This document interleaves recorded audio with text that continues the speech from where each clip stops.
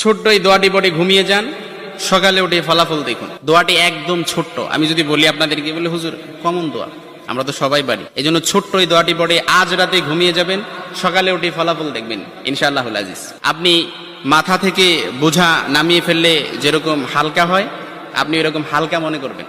আপনি মনে করবেন আপনার সমস্ত গুনাহ মাফ হয়ে গেছে, এরকম একটা হালকা অনুভূতি আপনার ভেতরে কাজ করবে। খুশি যেন মনে হয় না?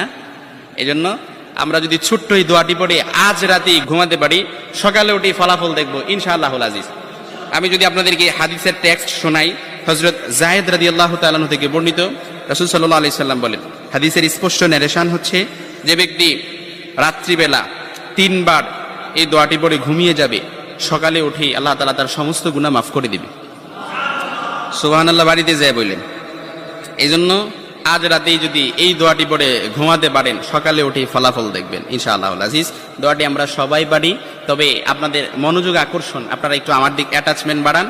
আমি আপনাদেরকে বলতেছি, সবাই পারি, আমার সাথে একটু ঠোঁট মিলাবেন। আস্তাগফিরুল্লাহাল্লাযী লা ইলাহা ইল্লা হুয়াল হাইয়ুল কাইয়্যুম ওয়া আতুবু ইলাইহি লা হাওলা ওয়ালা কুওয়াতা ইল্লা বিল্লাহিল আলিয়্যিল আযীম।